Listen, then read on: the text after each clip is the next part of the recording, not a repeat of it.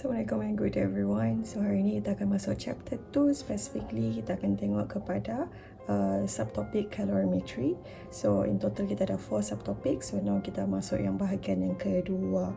So untuk learning outcome for this particular subtopic, you will be able to define the heat capacity and also specific heat capacity, and then to calculate the heat change in a constant volume calorimeter, and also calculate the heat change in a constant pressure calorimeter. Okay, so before that, let me introduce to you what is calorimetry itself first. So calorimetry is a method used in the laboratory to measure the heat change of a reaction. So apparatus used is known as the calorimeter. So ada 2 examples of calorimeter yang kita akan tengok, which is a simple calorimeter and also a bomb calorimeter. Kita taklah perlu sangat untuk tahu perbezaan antara dua ni, tapi you can have a look dekat this table here. Tapi Miss nak lebih pada fokus kepada this part lah kot. Simple calorimeter lebih kepada kita akan measure the heat change untuk solution. Okay, tapi kalau untuk bomb calorimeter lebih kepada untuk gases punya compound. And then simple calorimeter, it cannot be used for high temperature, and untuk gases pun tak boleh juga, tapi kalau bomb calorimeter, it is suitable for a high temperature punya reaction. Kita tengok briefly untuk both calorimeter kita. So for simple calorimeter, it is suitable for measuring enthalpy changes that takes place in aqueous solution. So macam saya cakap tadi, dia untuk solution kan. So antara enthalpy yang kita akan measure by using simple calorimeter adalah enthalpy of neutralization, enthalpy of solution. Benda tu kita akan measure guna simple calorimeter. Most of the time kita akan guna untuk enthalpy of neutralization. Maksudnya reaction antara acid dengan base yang akan menghasilkan garam. Tapi specifically our focus dekat sini adalah water sebenarnya kalau neutralization ni. So the outer styrofoam cup insulates the reaction mixture from the surrounding. So it is assumed that there is no heat loss to the surrounding. So heat released by the reaction is absorbed by the solution and also by calorimeter. Nanti kita tengoklah macam mana kita nak tahu siapa yang akan absorb the heat release actually. So most of the time ada 2 benda aja, sama ada water dengan calorimeter, ataupun actually either one of them lah. Kalau bomb calorimeter pula, dia ada 2 jenis. Satu yang ada water, satu lagi yang tiada water. Okay, so bomb calorimeter, it is used to determine the enthalpies of combustion more accurately. So most of the time, bomb calorimeter is used to measure the heat untuk enthalpy of combustion. So when using a bomb calorimeter with water, heat released from the combustion of fuel is absorbed by both water and the metal part of the calorimeter. Tapi ini depends on the type of bomb calorimeter yang kita pakai lah. Sama ada kita pakai bomb calorimeter yang ada water ataupun tidak. Kalau ada water, water akan absorb juga the heat being released. Kalau tiada, just the calorimeter itself sahaja. Okay, so reaction akan berlaku dekat bahagian tengah-tengah ni. So kalau ada water ni, dia absorb sekali dengan the metal part of the calorimeter lah. Tapi kalau ini reaction ni berlaku kat sini, tapi since there ada water, so only the metal part of the calorimeter sahaja yang akan absorb untuk kita punya heat being released by the reaction. Jadi important terms yang kamu kena take note, yang kamu akan belajar at the same time memang kena tahu juga definition dia. Ada 2 benda. One, which is heat capacity. Kita guna capital C untuk kita tulis dia dalam formula. Okay, capital C. Okay, so the amount of heat required to raise the temperature of a given quantity of the substance by 1 degree Celsius. Jadi basically berapa banyak energi yang diperlukan kalau kita nak naikkan the temperature untuk benda tersebut by 1 degree Celsius. So that is why dia punya unit dekat sini adalah joule per degree Celsius. Joule adalah unit untuk energi kan, and then degree Celsius ni untuk setiap 1 degree Celsius kat sini. Okay, tapi kita ada juga specific heat capacity, which kita akan guna small letter C dekat sini. So ada slightly perbezaan antara specific heat capacity dengan heat capacity. So perbezaan dia adalah lebih kepada kita tahu specific amount. Specifically untuk 1 gram sebenarnya. Okay, so the amount of heat required to raise the temperature of 1 gram of the substance by 1 degree Celsius. So kalau kat sini dia given quantity je kan, so macam dia, it doesn't really matter berapa banyak kalau yang heat capacity. Tapi specific heat capacity kita nak raise energi yang kita perlukan to raise 1 gram of benda tersebut by 1 degree Celsius. So sebab tu unit dia kat sini joule per gram per degree Celsius kat sini. Jadi apa maksud dia sebenarnya? So let's say kita ada specific heat capacity of water which is 4.18 joule per gram per degree Celsius. Maksudnya dekat sini adalah 4.18 joule of energy is required to increase the temperature of 1 gram of water by 1 degree Celsius. So maksudnya kat sini kalau kita ada lebih daripada 1 gram, banyaklah lagi energi diperlukan. Okay? Kalau kita akan naikkan the temperature lebih daripada 1 degree Celsius pun, maksudnya makin banyaklah energi yang diperlukan, which kita boleh calculate nanti. Okay? So the basic principle of calorimeter ini adalah basic formula yang kamu kena ingat sebenarnya. So heat released by direction adalah equals to heat absorbed by the surrounding. So heat released by direction kita akan guna Q dekat sini. Q kecil bukan Q besar. Sekali lagi Miss ulang, Q kecil specifically equals to MC delta T. Maybe kamu pernah jumpa formula MC theta, tapi kita specifically guna delta T lah untuk formula yang dalam chemistry ni. Okay, so what is Q, what is M, what is C, what is delta T? So let's have a look. So Q adalah heat released by erection. Okay, kadang-kadang Miss dia sebut heat of reaction je. Kalau soalan minta cari heat of reaction, basically dia merujuk kepada Q sebenarnya.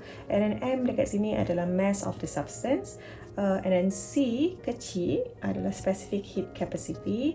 And then delta T adalah the change in temperature lah. Delta T will always be a positive value. Maksudnya kamu ambil je nombor besar, tolak nombor kecil. Okay. So bila yang kita nak guna C besar, heat capacity kan, kalau yang tak melibatkan mass. Kalau ada something yang melibatkan mass, kita akan guna specific heat capacity. Kalau yang tak melibatkan mass, kita akan guna heat capacity. Maksudnya formula ni boleh jadi just C besar dengan delta T lah. So sebenarnya Miss akan panggil ni MCAT dengan CAT sebenarnya. Okay, so kalau CAT tu yang C besar, tapi kalau MCAT C kecil kat sini. Okay, so apa pula surrounding tu tadi? So surrounding boleh jadi ada 3 benda. It might be just the calorimeter itself, and then it might be water ataupun solution sahaja, or it might as well be both kita punya calorimeter dengan water ataupun solution kita. Jadi kita akan go through ada 5 jenis example later on. So it is very important. So to be honest, soalan calorimeter kalau keluar dalam exam adalah antara yang paling senang sebenarnya. Sebab formula dia MCAT macam tu je kan, ataupun CAT je. So sangat senang sebenarnya. Tapi problem dia adalah kalau you cannot identify what is the type of surrounding yang ada dalam soalan tu sebenarnya. Adakah surrounding dia calorimeter sahaja? Adakah both water ataupun solution with calorimeter, ataupun just the water or the solution? Itu je sebenarnya problem yang student struggle sebenarnya. Dia tak boleh nak identify the surrounding. Sedangkan sebenarnya once you are able to identify the surrounding, the question actually sangat senang sebenarnya. Okay, so depending on the surrounding, so formula kita guna pun ada slightly berbeza lah.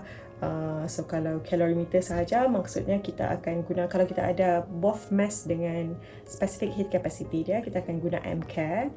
Kalau kita ada just the heat capacity, dan kita akan guna CAT. So yang mana satu nak kena pilih, it really depends on apa soalan bagi. Okay, so depends dengan soalan bagi apa, kita akan gunalah sama ada MCAT ataupun CAT. So sama juga dengan yang lain lah kat sini. Tapi kalau ada dua-dua kita punya surrounding kita, maksudnya kena tambah lah. So MCAT plus MCAT ataupun MCAT plus CAT. Okay, depending on apa information kita ada. Okay, so now kita akan pergi go through the 5 example. Okay, so example 1. So each time kita pergi go through example, Miss harap kamu pause sekejap.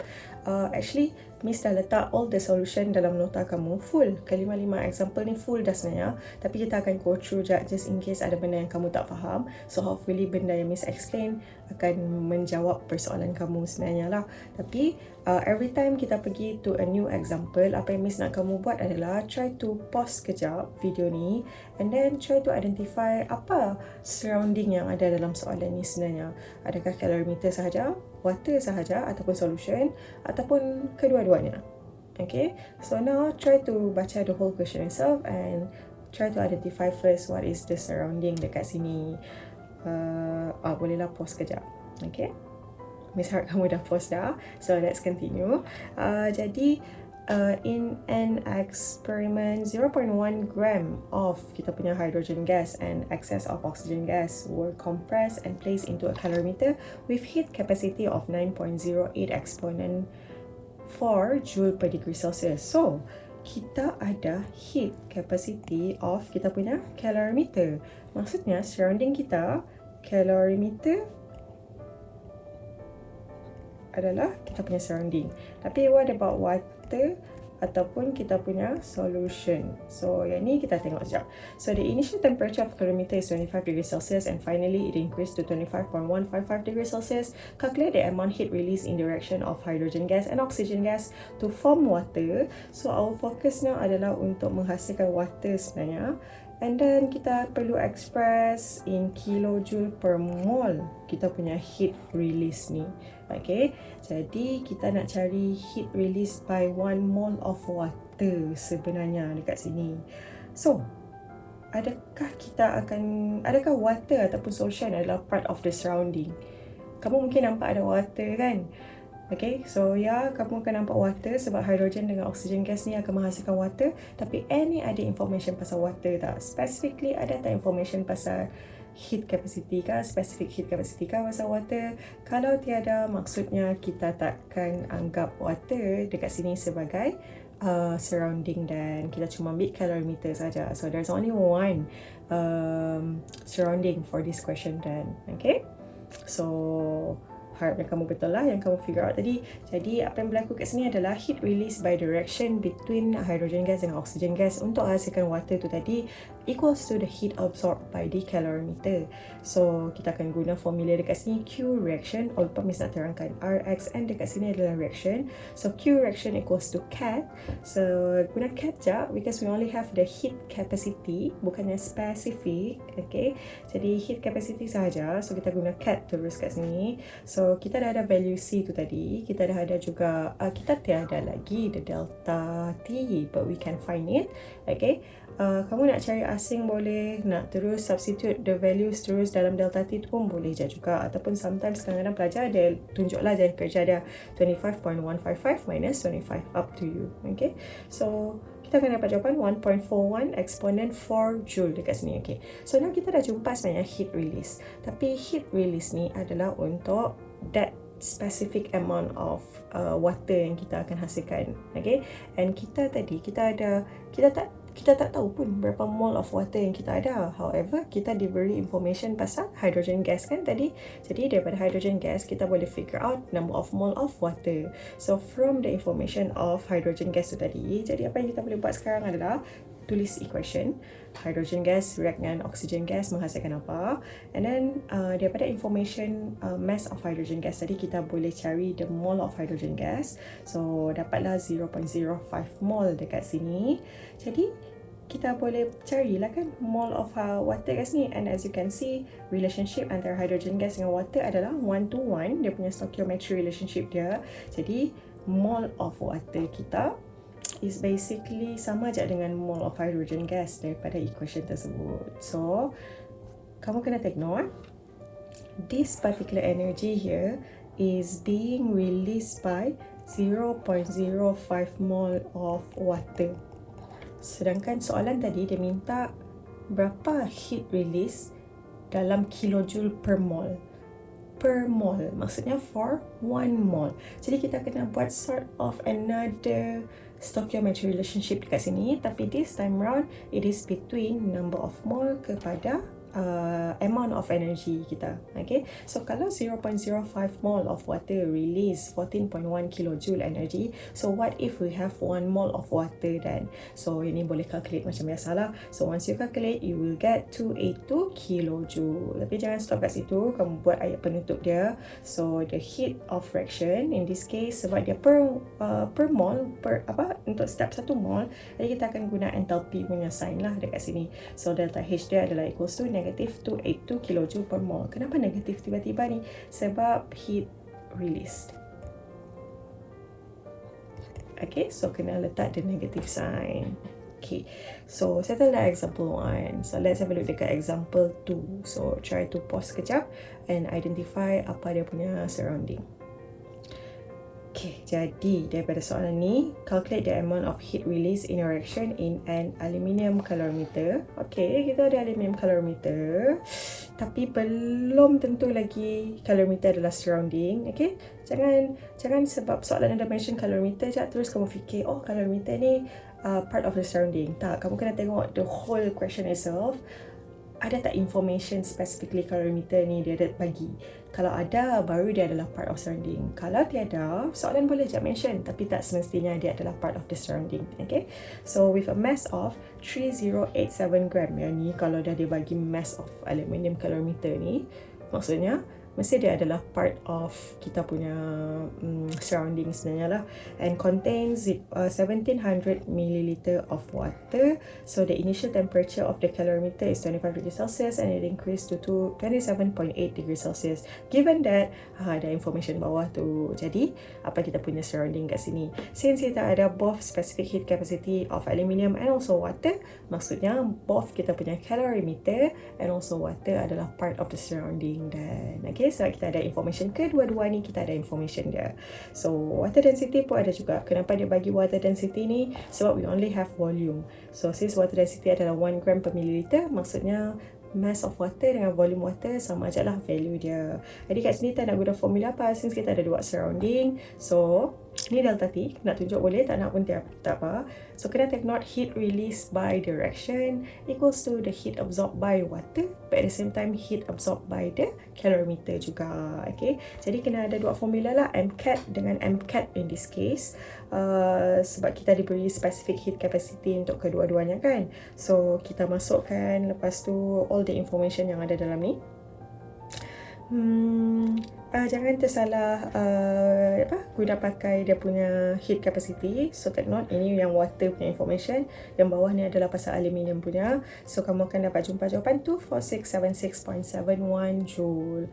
So we can stop here sebenarnya untuk jawab dia. Tapi if you want to convert it into kilojoule pun tidak masalah. Tapi perlu tak kita nak cari dalam yang kilojoule per mole? Soalan tak minta, so tak perlu. Kadang-kadang ada yang perlu, walaupun kamu tak nampak soalan minta kilojoule per mole. Lepas ni kita tengok example bila yang dia akan, kita tahu yang oh perlu nak cari yang kilojoule per mole punya. Okay, but in this case tak perlu. Okay, so next part, example 3 pula. Example 3 ni penting sebenarnya sebab dia melibatkan neutralization punya reaction. Okay, so penting untuk kamu tahu macam mana nak buat lah. Antara dua soalan yang usually keluar dalam exam melibatkan neutralization dengan combustion. So try to figure out the surrounding first. Okay, settle. Jadi now kamu, kalau kita tengok ni, kejap Miss scan through. So obviously Miss nampak sekarang ni adalah specific heat of the solution, dia kata kat sini, which is 4.18 joule per gram per degree Celsius. Anything about the calorimeter or not? Constant pressure calorimeter with a heat capacity. So kita punya calorimeter ada heat capacity dekat sini, maksudnya calorimeter adalah surrounding. At the same time kita ada specific heat of the solution, so solution kita adalah surrounding juga. So ada dua lah dekat sini. Okay, lepas tu kita tengah mixkan HCl dengan NaOH. Kalau kita tengok volume dengan concentration untuk both reactant kita sama aja, 100 ml with 0.5 molar concentration dia. And then heat capacity calorimeter dah ada. And then initial temperature of HCl and NaOH solution sama, 22.50 degrees Celsius.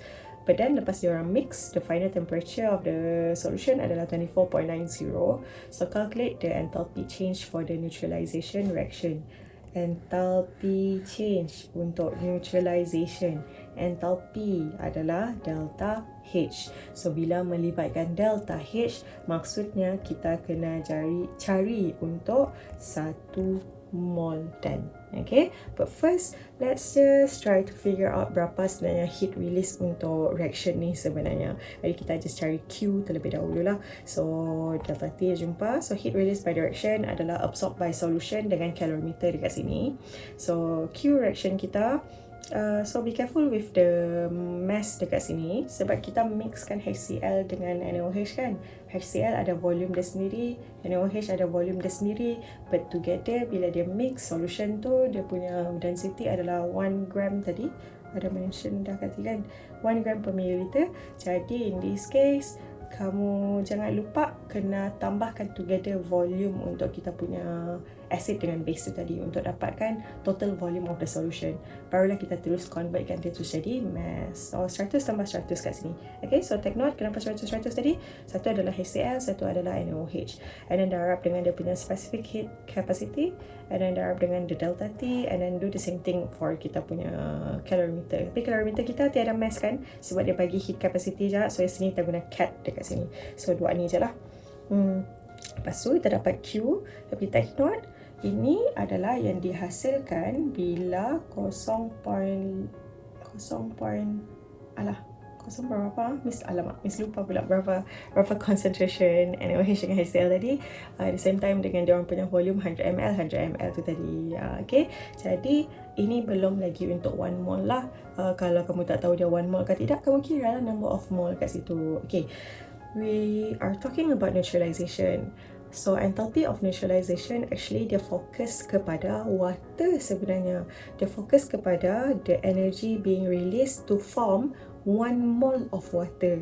Jadi kalau kamu pergi cari mole of HCl, mole of NaOH, daripada situ kamu kena cari pula mole of water sebenarnya. Jangan stop dekat mole of HCl dengan NaOH sahaja. Okay? Jadi kita kena tulis equation dululah sebenarnya. Mana tadi? Oh, kat sini Miss dah tukar jadi, tak nampak pula, tapi dalam nota kamu nampak kot. Kamu boleh nampak Miss terus tukar jadi kilojoule lah lepas tu. Okay. So ini adalah equation kita. Since kita punya number of mole, since kita punya volume dan concentration of NaOH dan HCl kita sama, jadi neither of them adalah limiting ataupun excess reactant. So dua-dua sama banyak. Okay, so both of them adalah limiting sebenarnya lah. Sepatutnya kalau satu tu habis, dia ada one pun akan habis juga. So that is why number of mole of HCl kita ambil sama je dengan number of mole of NaOH. So ini guna formula apa ni? Ini adalah formula MV sebenarnya. Kita akan dapat 0.05 mole dekat sini. Jangan lupa volume kalau guna molarity, volume mesti tukar jadi liter kat sini. So daripada equation, so boleh tak kita cari mole of water now? Boleh, sebab mole of water kita ni sama je lah dengan mole of HCl dengan NaOH, which is 0.05 juga. Perlu cakap kita cari mole of water tu. Jangan stop dekat sini tadi. Okay, so kena buat pula ayat lepas tu yang mole of water sama je dengan the mole of HCl dengan NaOH. Sekali lagi, kenapa kena cari mole of water? Because our focus adalah enthalpy of neutralization, where enthalpy of neutralization daripada segi definition dia adalah dia nak produce 1 mole of water. Water adalah our focus dekat neutralization. Okay, jadi sekarang ni bila 0.05 mole of water release 2.81 kilojoule energy, jadi kita boleh cari untuk 1 mole. So kita akan dapat 56.2 kilojoule. So kita buat penutup. Therefore delta H neutralization adalah equals to negative 56.2 kilojoule per mole. Sekali lagi, kenapa negatif? Sebab heat is released kat sini. Okay, so settle the example 3. Let's have a look dekat example 4 now. So pause sekejap, try to identify apa dia punya surrounding.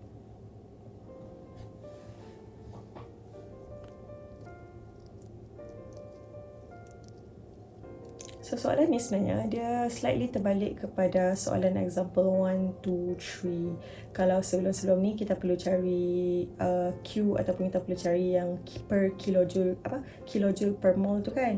Tapi sekarang ni kita dah ada specifically yang kilojoule per mole tu dahulu. Okay, tapi apa yang soalan nak? So let's try and have a look and tengok juga surrounding kamu figure out tu betul atau tidak. So kita dah diberi enthalpy of combustion untuk benzoic acid. Delta H combustion, misi je. Delta H combustion kita dah ada, which is negative 3226.7 kilojoule per mole. When 2 gram of benzoic acid is completely combusted in a bomb calorimeter containing 2 kg of water, jadi dalam calorimeter kita ada water, the temperature of water increased by 3.8 degrees Celsius. Calculate the heat capacity of the calorimeter. Okay, soalan minta cari heat capacity. Heat capacity adalah capital letter C untuk calorimeter. Maksudnya, calorimeter adalah part of the surrounding. Okay, at the same time, the question give to you specific heat capacity of water. Okay, jadi maksudnya water is also part of the surrounding. Jadi kita ada both water dengan calorimeter dekat sini. Tapi soalan nak cari heat capacity of calorimeter. Okay, jadi before that, macam mana kita nak cari ni kan? Sedangkan kita cuma ada 2 gram, tapi soalan bagi yang untuk 1 mol punya energi. Jadi kita boleh figure out lah buat terbalik method ni. Okay, so kamu guna dulu yang okay. So maksudnya daripada information yang ni, kamu tahu yang for every 1 mol of kita punya ni reaction apa ni, combustion kita ni, so for every 1 mol of benzoic acid yang dibakar, dia akan release sebanyak 3226.7 kilojoule energy. However, we only have 2 gram of benzoic acid. Adakah 2 gram ni 1 mol? Kamu kena kira dan okay. So bila kamu kira, nanti kamu tahulah ini bukan 1 mol pun sebenarnya. Jadi kita boleh carilah kalau untuk 2 gram ni specifically berapa sebenarnya energy is being released. Okay, so apa first step yang kita nak buat? Jadi first kita kena cari number of mole terlebih dahulu.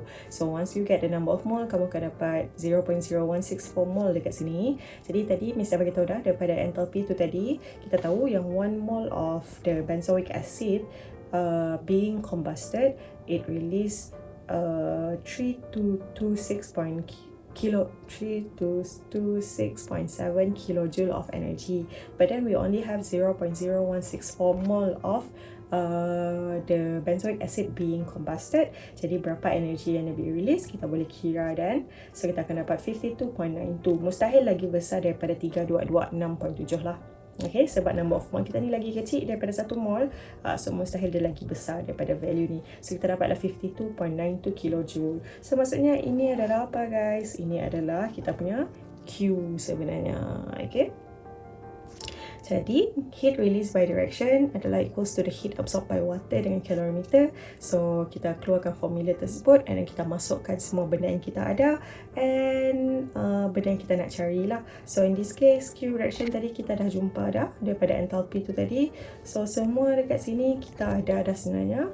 And then delta T pun dekat yang sebelah calorimeter dah ada. Tapi ini yang kita nak carilah.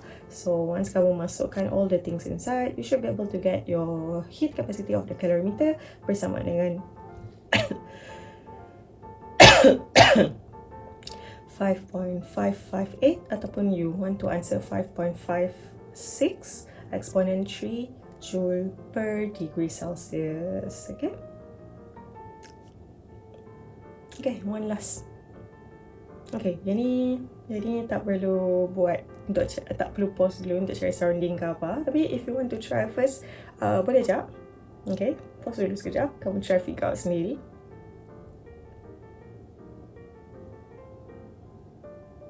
Okay, jadi sekarang ni kita ada this one situation whereby kita ada air yang panas dengan air yang sejuk. Air yang panas sikit dengan air yang sejuk. Sebab kita ada 400 ml of water at 25 degrees Celsius and we also have 600 ml of water at 60 degrees Celsius. Kita mixkan together ke dalam calorimeter and we need to determine the final temperature yang ada once both water kita mixkan together lah. Assume that the heat absorbed by calorimeter is negligible. Maksudnya dekat sini calorimeter is not part of the surrounding. Okay, jadi macam mana ni kita nak figure out surrounding dia ni? So ini dia slightly berbeza, tapi we are applying the basic concept of calorimeter. So kalau kita ada benda yang panas dan kita ada benda yang sejuk and then kita mixkan together, apa yang berlaku adalah benda yang sejuk ni tadi temperature dia akan naik, kan? Tapi benda yang panas ni tadi temperature dia akan turun. So apa yang berlaku kat sini? Benda yang panas ni tadi dia release energy dia, diabsorb oleh yang sejuk ni. Sebab tu yang sejuk ni dia punya temperature akan naik. Tapi yang sejuk ni pula tadi, itulah berlaku. Okay, yang tu siap sebenarnya. Jadi kamu kena identify lah antara dua ni, siapa yang absorb energy ataupun release energy. Okay, jadi in this case, heat released by hot water adalah equals to the heat absorbed by the cold water. So kalau kamu perasan, setiap satu example tu tadi, Miss akan mulakan dengan benda ni. Kebanyakannya every single time kita nak guna formula Q equals to MC delta T tu. Okay, is it required to be written down? Kalau kamu tulis, that would be very helpful. Kalau tak pun, I think it's fine actually. Kamu boleh terus pergi kepada Q equals to apa sebenarnya. Tapi be specific lah, jangan MC delta T je. Bagi tahu M milik siapa, water kah, calorimeter kah, solution. Be specific on that part. Tapi untuk yang ni, untuk this particular question, kena tulislah benda ni sebenarnya supaya kamu faham. Okay, so heat released by hot water equals to heat absorbed by cold water. Maksudnya kita nak guna formula apa kat sini? Kita akan guna formula MCAT equals to MCAT sebenarnya. Tapi dia ada beza in terms of dia punya delta T dekat sini. Okay, delta T untuk kedua-dua ni dia berbeza lah. So macam mana kita nak tahu delta T untuk yang hot water? So macam saya cakap tadi, it will always be nombor besar tolak nombor kecil. So kita tahu hot water kita, dia punya temperature akan drop. So maksudnya initial temperature dia lagi besar, final temperature dia rendah. So kita akan dapat delta T1 kita kat sini adalah 60 degrees Celsius minus by Y. Y adalah unknown kita, our final temperature tadi. It can be any unknown lah kamu nak letak sebenarnya. Okay, what about delta T2 pula? So kita tahu air tu tadi sejuk, tapi once dia campur dengan air panas, temperature dia akan naik kan. So maksudnya temperature yang naik tu lagi tinggi lah. Temperature baru dia tinggi, temperature initial dia rendah. Jadi sekarang ni dia, tapi kita tahu yang final temperature yang water yang panas dengan water yang sejuk tadi, bila dia dah together, final temperature dia nanti akan sama. Okay, so kat sini kita akan guna delta T2 equals to Y juga, minus 25 degrees Celsius. Okay, some of you might be thinking yang kenapa kita tak cari average ya Miss? Kenapa kita tak tambah je 60 tambah 25 degrees Celsius, bahagi 2 je lah, itulah final temperature dia. Tak boleh. Okay, kalau volume of water adalah sama, dua-dua adalah 600 ml, and tu boleh kita guna konsep yang tu. But the thing now is, kita ada amount of, I think hot water yang banyak tadi kan. Hot water lagi banyak daripada cold water. So maksudnya kita punya final temperature dia akan lebih mendekati yang air yang panas tu sebenarnya, compared to air yang sejuk tu tadi. Okay, sebab the amount of hot water kita lagi besar. Kalau cold water kita lagi banyak, and then temperature dia akan drop lagi banyak lah untuk yang hot water tu tadi. So final temperature dia sepatutnya mendekati kita punya yang cold water tu. Tapi jawapan, it shouldn't go beyond 60, it shouldn't go below 25 in this case. It should be somewhere in between. Okay, jadi kita masukkan je semua information yang kita ada tu masuk dalam ni, and then kita akan dapat jumpalah Y adalah equals to 46 degrees Celsius dekat sini. Okay, so that's it class. Jadi nanti tolong buat your Chinese 1.0, 2 and also 3.0, and then don't forget to submit your answers later on. Just remember, benda yang penting dekat this particular subtopic adalah for you to identify the type of surrounding lah. Once you are able to identify the type of surrounding carefully, and then you should be able to solve the question then. Okay, so that's it for now. Thank you.